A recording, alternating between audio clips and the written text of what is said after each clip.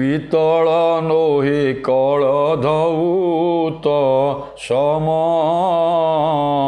ଚନ୍ଦ୍ର ପାରୁ ସେ କାହିଁ ରହିବ ତମ ଗୋ ସେହି ପ୍ରକାରେ କାହିଁ ମଥୁରା ନାରୀ ସେ ବି ତୁମ୍ଭ କେଉଁ ଗୁଣରେ ସରିଗୋ।